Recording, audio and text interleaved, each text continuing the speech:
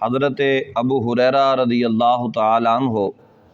اس حدیث پاک کے راوی ہیں، اور یہ حدیث مبارکہ بخاری شریف میں اور مسلم شریف میں اور ابو داؤد شریف میں اور ترمذی کے اندر، ابن ماجہ کے اندر یہ حدیث پاک موجود ہے۔ نبی پاک علیہ الصلاۃ والسلام نے ارشاد فرمایا، جب انسان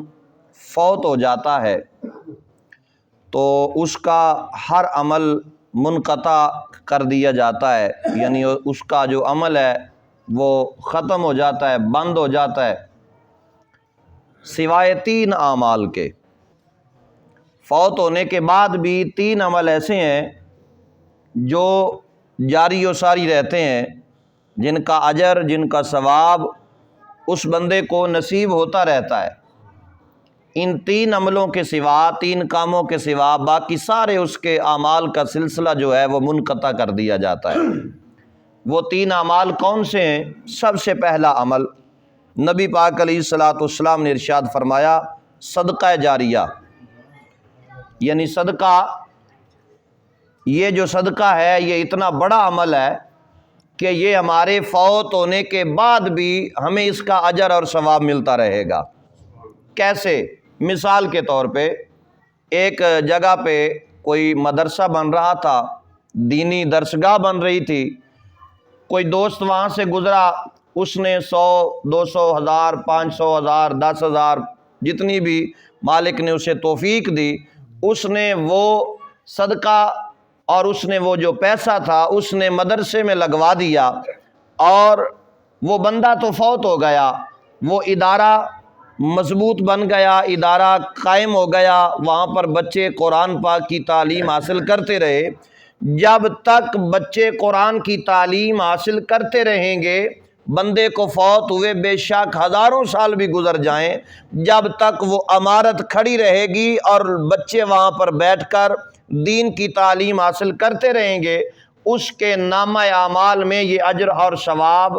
موجود رہے گا اور اسے اس کا اجر ملتا رہے گا۔ دوسری مثال کے طور پہ یہ مسجد ہے، رب کا گھر ہے، مسجد میں بندے نے صف لے کے دے دی، یا کسی اور چیز کی مسجد میں ضرورت تھی، یا مسجد بنوا دی، تو جب تک یہ مسجد رہے گی، مسجد کے اندر یہ چٹائیاں رہیں گی، ان پر لوگ نماز پڑھتے رہیں گے، تو جس بندے نے یہ چٹائی خرید کر دی ہے بھلے وہ فوت ہو گیا ہو، جب تک یہ چٹائی مسجد میں رہے گی اور لوگ اس پر نماز پڑھتے رہیں گے، جتنا ثواب نماز پڑھنے والے کو ملے گا اتنا اجر اس بندے کو ملے گا جس نے اس چٹائی کا بندوبست کیا اور مسجد میں لا کر اس نے بچھا دی۔ یہ 2 مثالیں دی ہیں تاکہ صدقہ جاریہ کی سمجھ آ جائے۔ دوسرا، نبی پاک علیہ الصلاۃ والسلام نے ارشاد فرمایا، وہ علم جس کے ذریعے نفع حاصل کیا جائے۔ مثال کے طور پہ میرے استاد محترم جنہوں نے مجھے پڑھایا، مجھے آج اس قابل بنایا کہ میں حضور کے مصلی پہ بیٹھ کے نبی کی حدیث سنا رہا ہوں،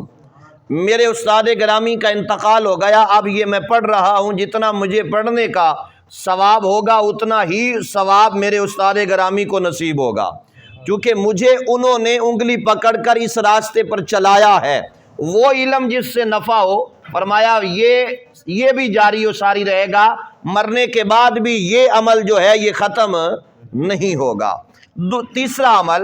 فرمایا، وہ نیک اولاد جو اس نے اپنے پیچھے چھوڑی اور وہ ان کے لیے دعا کرتے ہیں۔ اس کا مطلب ہے کہ دعا کرنا شرک، بدعت، کفر، دعا کرنی چاہیے، اور جو دعا مانگتے ہیں وہ رسول کی اس حدیث پہ عمل کرتے ہیں، اور جو رسول کی حدیث پہ عمل کرے رب بھی اس پہ راضی ہوتا ہے، شاہ عرب بھی اس پر راضی ہوتا ہے۔ آگے سنیے، فرماتے ہیں نبی اکرم علیہ الصلاۃ والسلام نے ارشاد فرمایا، جو شخص کسی مسلمان سے کوئی دنیاوی تکلیف کو دور کر دیتا ہے، کسی قسم کی کوئی دنیاوی تکلیف تھی، کسی بندے نے اس کی اس تکلیف کو دور کر دیا، اور جو شخص کسی تنگ دست کو آسانی فراہم کرے گا، اللہ تعالیٰ اسے دنیا اور آخرت میں آسانی فراہم کر دے گا، اور جو شخص کسی مسلمان کی پردہ پوشی کرے گا، اللہ تعالیٰ دنیا اور آخرت میں اس کی پردہ پوشی فرمائے گا، اور اللہ تعالیٰ اس وقت تک اپنے بندے کی مدد کرتا رہتا ہے جب تک بندہ اپنے بھائی کی مدد کرتا رہتا ہے۔ اس لیے اس حدیث پاک کے یہ جو لفظ ہے نا، یہ عربی کے اندر سارے موجود ہیں، لیکن وقت کی قلت سے پوری عربی عبارت نہیں پڑھی جا سکتی۔ اس عربی کے اور اس ترجمے کے مطابق اگر دیکھا جائے تو ہم اگر کسی کی مدد کر رہے ہیں نا، تو آپ اس کو اللہ اور اس کے رسول کی رضا کے مطابق کیجئے کہ میں اللہ اور اس کے رسول کو راضی کرنے کے لیے کر رہا ہوں۔ اور حضور نے فرمایا جو بندہ اس طرح کرے گا پھر رب اس کی مدد فرمائے گا۔ جو دوسروں کے عیبوں پر پردہ ڈالے گا رب اس کے عیبوں پر پردہ ڈالے گا، جو دوسرے کے عیب کو چھپائے گا رب اس کے عیب کو چھپائے گا۔ آج ہم کیا کر رہے ہیں؟ سوائے ہمیں عیب اچھالنے کے اور کوئی کام ہی نہیں ہے۔ ہم ایک دوسرے کے عیب اچھالنے میں تو بڑی ترقی کرتے ہیں، بڑے ماہر ہیں ہم کہ اس کے عیب اچھالو، اس کے عیب اچھالو، یہ کر دو وہ کر دو، لیکن مزہ تب ہے، مردانگی تو تب ہے کہ کسی کا عیب دیکھ کر پھر اس کا عیب چھپا کر اسے حسن اخلاق سے بات کی جائے۔ نبی پاک علیہ الصلوۃ والسلام کے غلاموں، نبی پاک علیہ الصلوۃ والسلام نے ارشاد فرمایا، اور جب تک بندہ اپنے بھائی کی مدد کرتا رہتا ہے، اور جو شخص کسی ایسے راستے پر چلے جس میں وہ علم حاصل کرنا چاہتا ہو، اس کی وجہ سے اللہ تعالیٰ اس کے لیے جنت کے راستے کو آسان فرما دے گا،